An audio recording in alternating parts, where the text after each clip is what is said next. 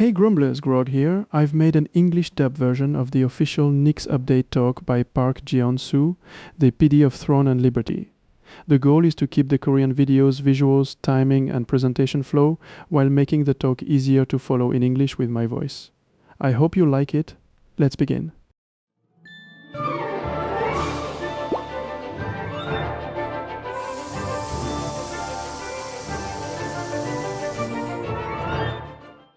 Hello adventurers, I'm Park Geon-su, the PD of TL.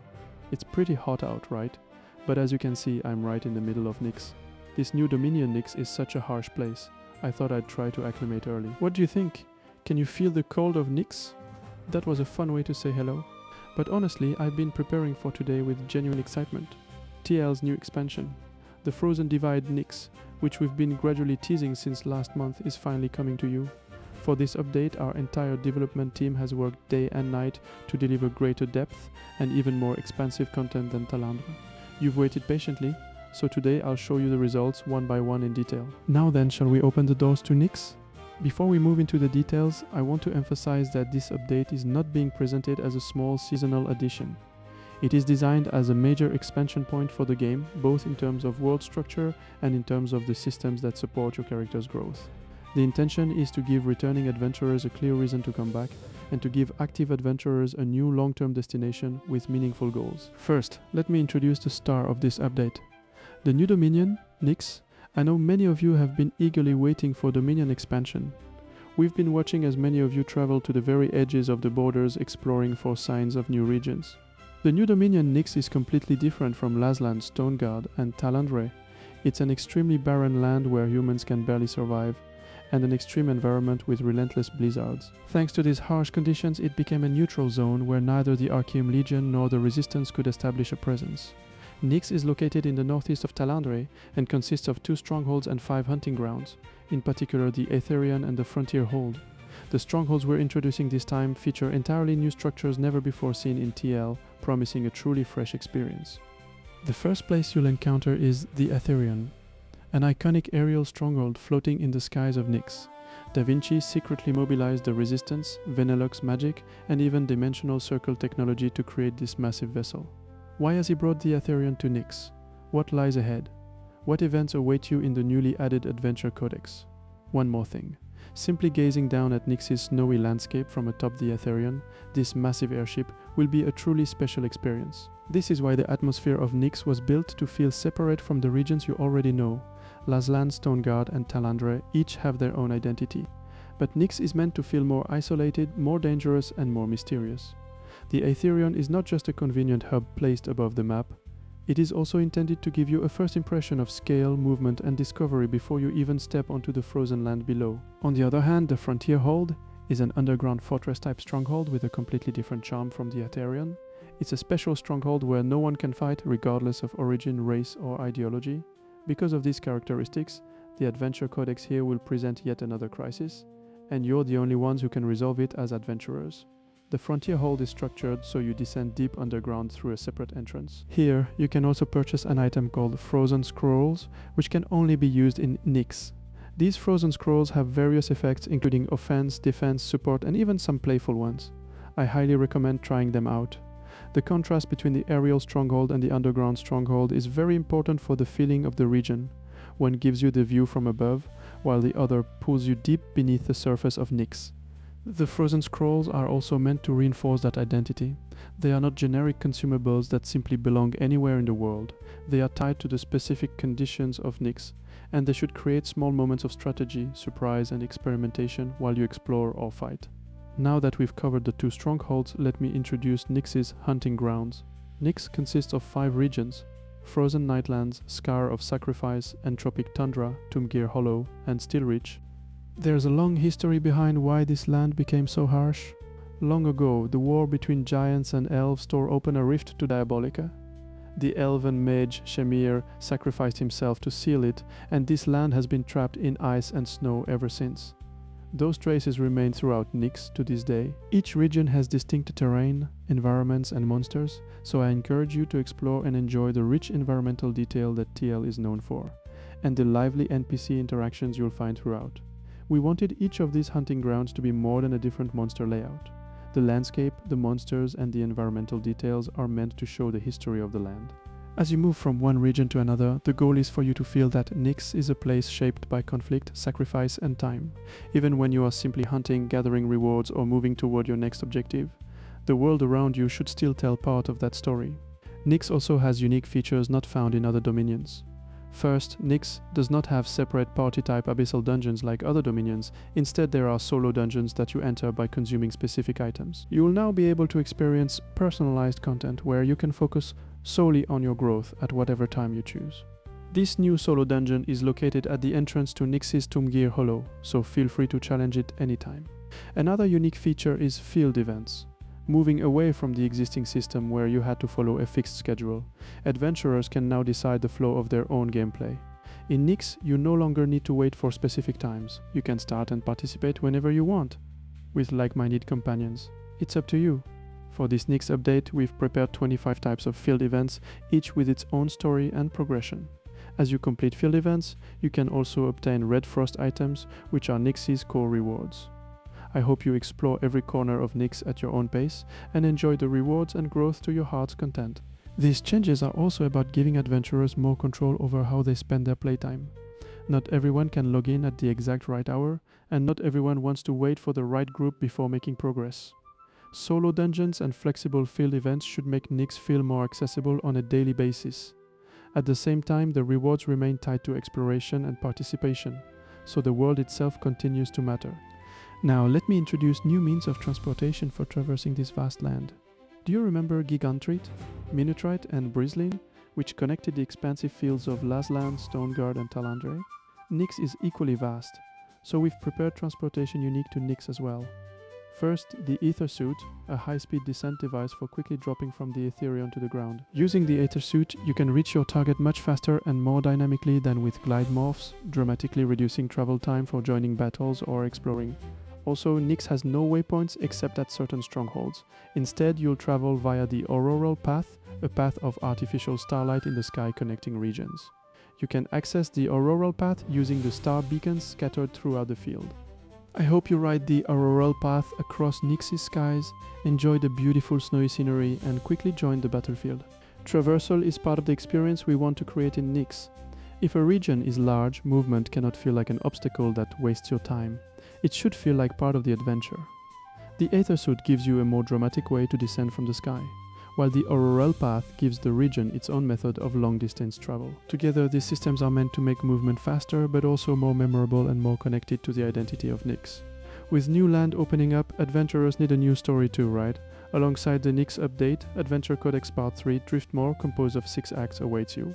What happened to Clay and Iska, who left for NIX at Genesis Call from Talandre? In this harsh land that neither Arceum nor the Resistance could conquer, we look forward to your journey as star bearers and members of the Resistance. With NIX, your character will also grow to the next level.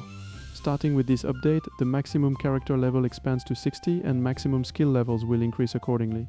Furthermore, skill specialization points expand to a maximum of 110 and mastery points up to 220, providing broader combat settings and more personalized growth. Level growth goes beyond simple number increases. It becomes a process of overcoming NIX's harsh environment and proving your strength at a higher stage. I hope you begin a grand adventure in NIX, a barren yet captivating land, with your newfound power. The level expansion also gives us a way to connect story, progression, and combat growth. Reaching level 60 is not only about seeing a higher number on your character sheet. It is about entering a harsher region, overcoming stronger enemies, and unlocking more room to refine how you play. More specialization points and more mastery points mean more decisions, more build identity, and more freedom to adapt your character to the situations you face. Next, in this update, I'll walk you through the item system overhaul, the change that will have the biggest impact on your gameplay. Until now, TL has operated with sub-tiers within the same grade, like Heroic Tier 1, Tier 2, and so on. But as new grades were added, growth costs kept increasing, and lower tier items lost their value too quickly. For new adventurers especially, the gap with existing adventurers may have felt like a huge barrier. We decided to fundamentally restructure the entire system to solve this problem. The biggest change is the introduction of item grade consolidation and the item level system. We're eliminating the complex tier distinctions, consolidating grades into simpler categories, and instead assigned an item level that represents equipment's true power. Let me show you an example. As you can see in the image, Items are now expressed with item levels, not enchantment grades. Now you can tell at a glance that the higher the number, the more powerful the equipment, without complex calculations. With this level system, TL's growth structure shifts entirely from enchantment to acquisition. To solve the problem where enchantment costs and stress outweigh the joy of obtaining gear, equipment can now be used immediately in combat the moment you acquire it, with no complex processes needed. So how do you obtain higher level equipment? As your character grows and you play consistently, the level of equipment you acquire naturally rises. The higher the maximum level of equipment I've acquired, the higher the level of new items I get. And equipment with high difficulty and powerful stats like Archboss weapons will appear at a high fixed level befitting their value, so feel free to challenge them with confidence. In other words, consistently hunting and challenging content at your level becomes your natural growth progression. Through this change, we expect TL's growth to become an experience focused on the fun of hunting and acquiring rather than complex spec calculations. This is one of the most important system changes in the update because it directly affects how rewarding the game feels. When players obtain a new item, the moment should feel exciting immediately. It should not be followed by a long list of complicated steps before the item becomes useful. By moving the focus toward acquisition and item level, we want the act of earning equipment to become clearer, simpler, and more satisfying for both new and existing adventurers. Additionally, the existing lithograph system for making items tradable is being unified into a seal function. Sealed items also have their levels determined by your character's growth level. Now, you simply decide seal your farmed item and list it on the auction house or equip it yourself. On top of the simplified growth structure, the equipment trait system, which determines the core performance of your gear, is also being redesigned. Previously, to attach a desired trait, you had to use equipment of the same category with that trait as material. It was difficult to identify which items could serve as materials, and completing your desired trait combination was complex. The UX was also inconvenient. So with this update, we've redesigned the trait system around choice and intuitiveness. Now, as long as you have the materials, you can directly select and unlock the traits you want. The old method of consuming equipment is gone, and material sources and requirements have been reasonably adjusted. A new trait enhancement item is being added. You'll be able to clearly enhance only the traits you want. With simplified materials, it becomes much easier to assess your current trait status, and inventory space issues will be resolved. Of course, these enhancement items can be obtained through in-game content just as before. One more thing. Traits now also have a level concept, so you'll need to use trait enhancement items matching your equipment level. This is a safeguard to prevent gaps between adventurers from widening as item levels expand in the future. We've designed this to respect your past growth while making future adventures much more comfortable and straightforward. We hope you enjoy it. The same philosophy applies to traits. Traits are one of the most important parts of equipment performance, but the previous process could feel difficult to read and difficult to manage. Players had to understand which items could be used as materials, keep many pieces in their inventory, and navigate a system that was not always intuitive. With the new approach, the goal is to make your choices more direct.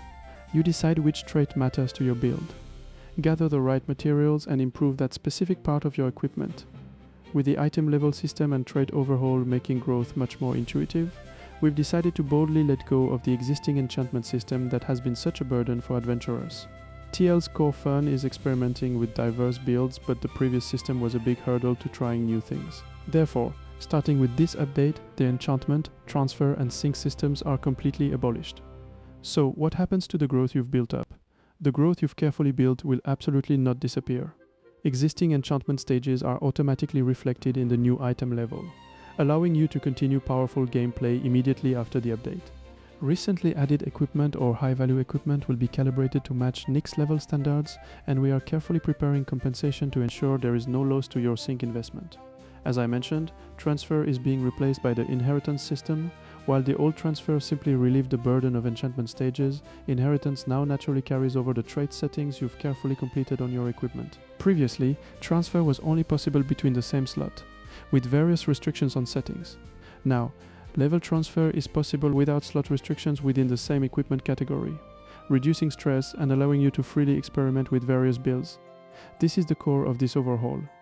It's not simply about swapping equipment, but enabling diverse choices based on combat style and situation while respecting your investment. Now, without complex enchantment stress, focus purely on the joy of farming for higher level items. We know that many adventurers invested a lot of time, materials, and effort into their current equipment. That is why this restructuring is not meant to erase what you already built. The new system is designed to carry your previous progress forward while removing the parts that created unnecessary friction. Inheritance is especially important here because it helps preserve the meaningful decisions you made on your gear while giving you more freedom to move toward new equipment and new builds. Now let me introduce the highlight of this update. Remnants of NIX, the true battlefield for the strongest. Remnants of NIX is an inter-server PvP space like the existing Nebula, but with completely new progression and farming rules that deliver an entirely new dimension of fun. It operates on a session system where channels are dynamically created based on player count. You can freely enter at any time without restrictions. But once a session is created, it stops accepting new players after a certain time. It's a structure designed to keep you on edge. While it may look similar to the regular NIX field, the environment is far harsher. Constant heavy snowfall reduces HP recovery as a penalty, and the terrain has been made more three-dimensional to maximize combat enjoyment. Most importantly, the biggest difference from existing content is that this supports small elite party play of 1 to 4 players, not guilds. Elite monsters and chests that initially spawn across the map do not respawn once killed or looted. This creates fierce competition to secure limited resources first. On top of that, strategic choices are needed. Will you aim for the powerful bosses during the session, or take down less contested elite monsters and safely withdraw? In particular, pay special attention to the escape system. After 5 minutes from session start, you can escape with your acquired treasures. If you die or leave without purifying, you lose everything you've gained, keeping you on the edge of your seat until the very moment of escape. Once you've farmed enough, you can always enter a new Remnants of NIX session and continue challenging. Use the frozen scrolls mentioned earlier to employ diverse strategies like shaking off pursuers or surviving with utility items. I hope you experience the thrill of victory as you secure your treasures and escape safely in Remnants of NIX. Remnants of NIX is designed to create a very different kind of tension from regular field content. This is not a place where you simply enter, farm endlessly and leave whenever you feel like it without risk. The session structure, limited resources and extraction rules are all there to make every decision matter. You need to decide where to go, what to fight, when to push forward and when to leave with what you already have. Let me also explain the escape ports and bushes, key strategic elements that round out the battlefield tension. First, each hunting ground in Remnants of NIX has 2 escape ports, totaling 10 across the map. In this space, protecting what you've gained is just as important as acquiring it. If you need to safely preserve precious loot, find an escape port immediately. However, note that the number of available escape ports decreases over time. You'll need to make urgent decisions. Retreat before escape opportunities vanish, or risk it for greater rewards. Additionally, bushes throughout the field are key to stealth and ambush. When you hide in a bush, external players cannot see inside or even target you until they enter the same bush. You can use these to overcome unfavorable situations or set up deadly ambushes against unsuspecting opponents. One more strategic element, the Overhaul path, activates after a certain time post-entry. Riding the artificial starlight Overhaul path in the sky, you can move quickly across the battlefield and shake up the tide of battle, from the high-level psychological warfare around escape ports to bush-based ambushes and maneuver warfare via the Overhaul path. Remnants of NIX will be an unpredictable and thrilling battlefield at every moment, shaped by your every decision. These systems are meant to make the battlefield feel alive and unpredictable. Escape ports create pressure because they are limited and become more valuable as time passes. Bushes create uncertainty because you cannot always know who is waiting nearby. The Overhaul path adds another layer of movement and decision making, allowing players to reposition quickly or suddenly change the direction of a fight. Together, these elements turn the battlefield into a space where awareness and timing are just as important as raw combat power. So why must adventurers fight to survive this fierce battlefield? It's to obtain Red Frost items, the core rewards of NIX. Red Frost items can be acquired in both the general field and Remnants of NIX, but if you're aiming for top tier items with overwhelming performance, Remnants of NIX will ultimately be your core farming ground. As powerful as these items are, obtaining them is no easy feat. Immediately after acquisition, items are in an unappraised state and cannot be used right away. If you die while carrying them or leave the battlefield without authorization, you can lose your loot. To make them truly yours, you must find a sanctum of purification scattered across the field and complete the purification process. Only after purification is complete can items be moved to your regular inventory and equipped. Notably, a great success during purification allows you to register the item on the auction house for significant profit. However, keep in mind that while there's no limit on how many items you can carry out of Remnants of NIX, you can only purify items within your available purification points. Additionally, unpurified items registered in your Remnants pouch are protected even upon death. Since Remnants pouch space is extremely limited, make sure to store your most precious gear there, strategically using your limited Remnants pouch to safely reach an escape port. This exhilarating transport tension is the greatest reason to enjoy Remnants of NIX. The Red Frost system is built around that feeling of danger and reward. Obtaining an item is only the first step. You still need to protect it, decide what is worth securing, and reach a place where it can be purified. The Remnants pouch gives you a limited way to protect your most important loot, but because its space is restricted, it also creates a strategic choice. You must constantly decide what matters most and what risk you are willing to accept. Next, let me introduce TL's third new weapon, Gauntlets. Gauntlets are a weapon that maximizes the feel of close-range combat through weighty impact and powerful skill chains. They can suppress opponents with collision and stun effects, and even serve as a tank by drawing enemy attacks with high threat. But the true charm of Gauntlets lies in adapting combat style to the situation. Sometimes you can drop your defenses and maximize firepower for aggressive play, at which point attack power dramatically increases, enabling fast and sharp chain combos completely different from the base mode. The new weapon Gauntlets dominates combat flow through skill chains. The core skills are Sweep and Decisive Blow. Sweep is the key initiation skill that quickly closes in on enemies to start combat, locking them down and creating favorable momentum. Decisive Blow follows up with a heavy blow that pressures enemies, completing Gauntlet's signature powerful impact.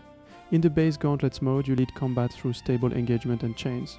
But when you enter Eclipse of Blood, your combat style changes 180 degrees. Using Ravenous Flurry and Blood Talon, you unleash aggressive combat. Ravenous Flurry grows stronger with each successive attack, and based on that momentum you can choose Lift Steal for HP recovery or Crimson Burst for devastating damage. In Eclipse of Blood you'll experience the thrill of dense concentrated attacks in a short window.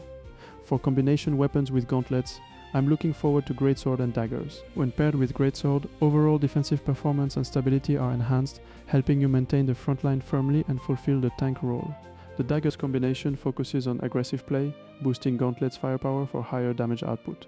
Notably, Gauntlets are designed as the third weapon that can utilize the offhand activation mechanic after daggers and crossbows. In Eclipse of Blood, block chance converts to offhand weapon attack chance, meaning defensive effects transition into offensive utility. Of course, there's tremendous synergy potential with weapons beyond Greatsword and Daggers. For example, the bleed damage from Eclipse of Blood also applies to one's Curse explosion damage. Depending on your weapon combination, entirely new combat styles are born. With Gauntlets added, 45 total weapon combinations are now possible. I hope you enjoy the fun of researching and discovering your own unique builds and combat styles. Also, while Gauntlets are not a shield-based weapon, they're designed to utilize the combat mechanics of existing shield-based stats. With this update, Shield Block Chance and Shield Block Penetration Chance are being renamed to Block Chance and Block Penetration Chance. Block Chance now expands as a key mechanic, not only by Greatsword, but also by Gauntlets. This is the part we focused on most when designing Gauntlets. We wanted to make a weapon that stands on the border between tank and DPS. In PvP especially, you can draw attention and dig into enemy lines to hold the front line. Then at the decisive moment, switch to Eclipse of Blood and experience a reversal play that turns the tide. This flexibility is also strategically applicable in PvE boss fights for switching between offense and defense. Gauntlets deliver unique fun at precisely this point. In normal mode, High Block Chance lets you hold the front line steadily.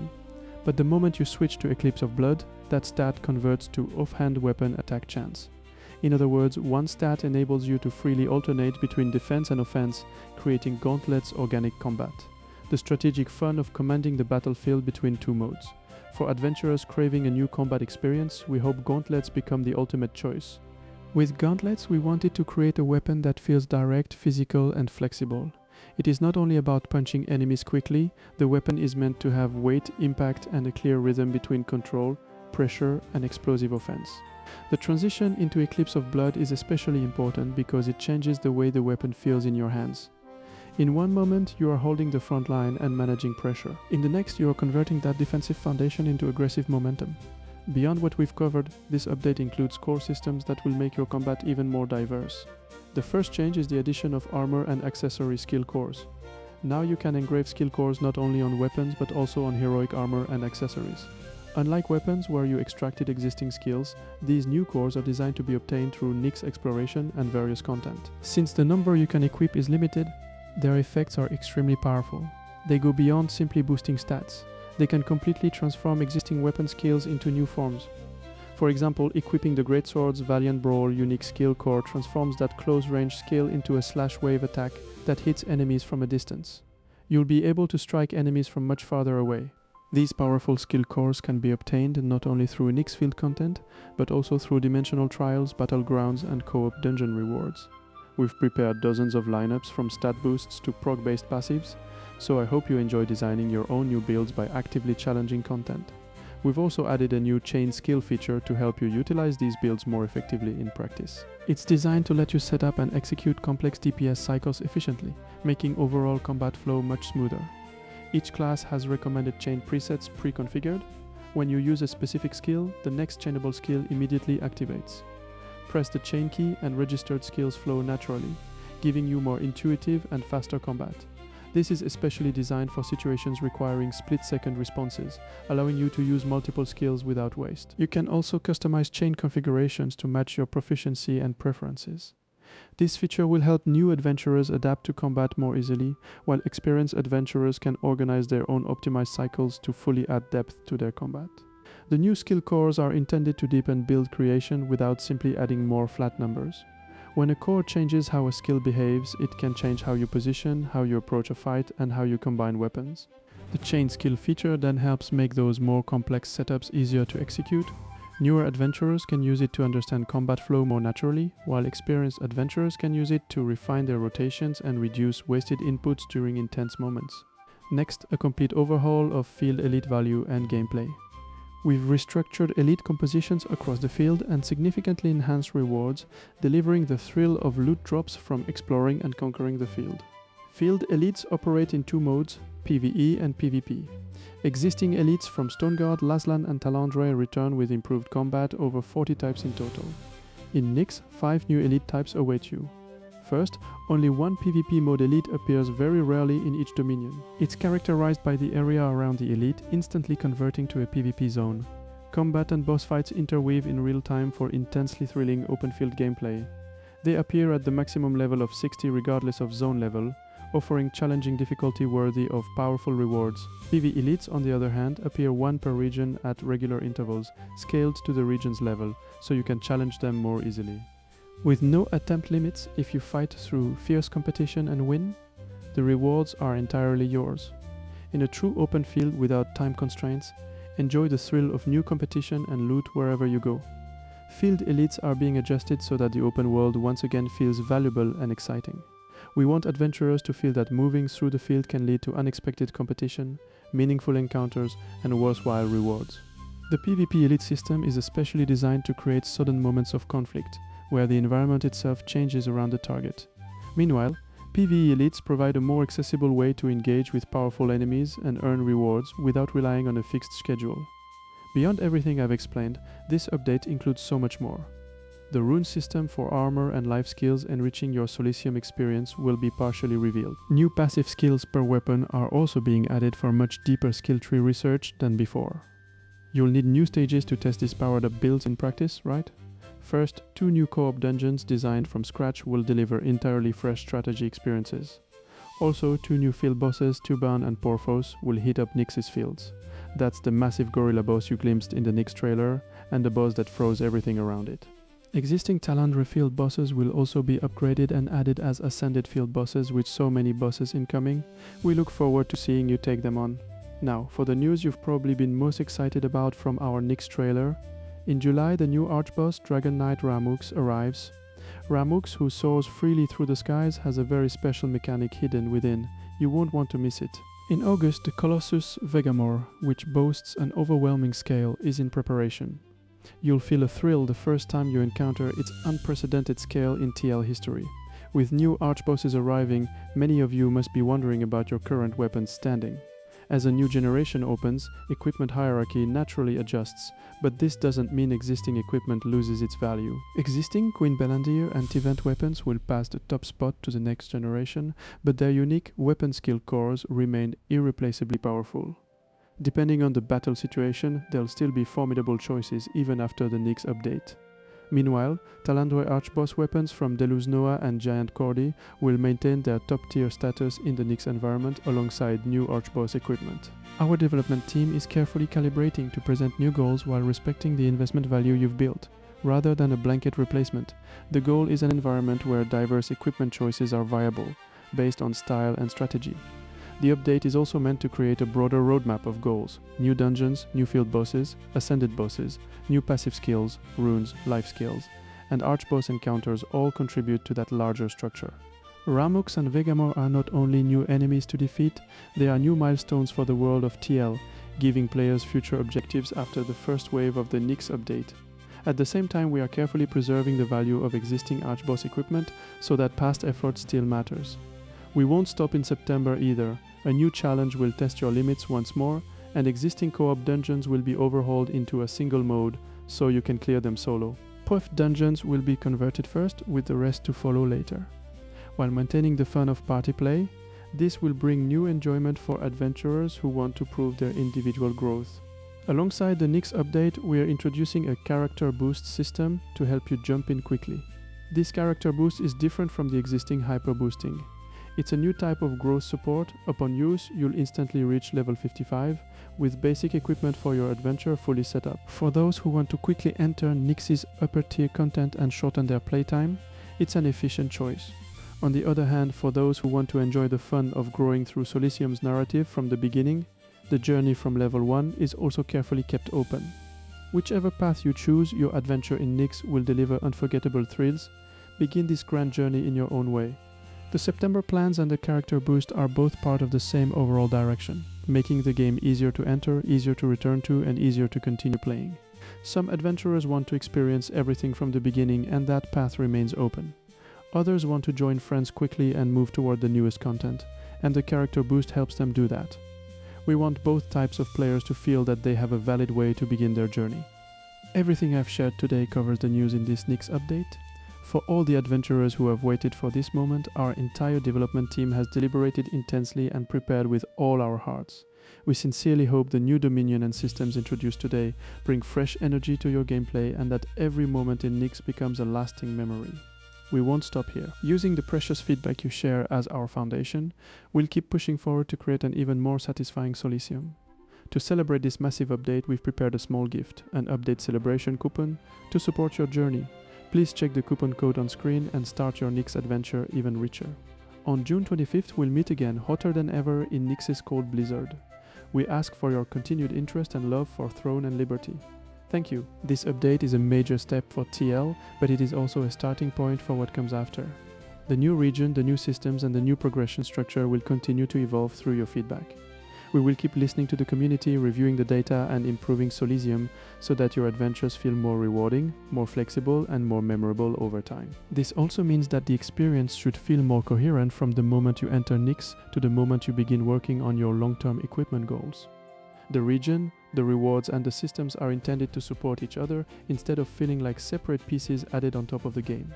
For returning players, clarity is especially important. If you come back after a break, you should be able to understand what to do next, what kind of item is valuable, and how your current equipment fits into the new structure without needing to study a complicated spreadsheet before playing. For active players, the goal is different but just as important. Your previous effort should not feel wasted, but the update still needs to give you fresh objectives, new progression paths, and new reasons to experiment with builds that you may not have considered before. That balance between accessibility and long-term depth is one of the key challenges of a large update like this. We want the first steps into NIX to feel welcoming, while still giving dedicated adventurers enough systems, rewards, and combat choices to explore over time. This is it, Grumblers. I hope you liked it, and if you did, leave a like, comment, and subscribe. It would mean the world to me.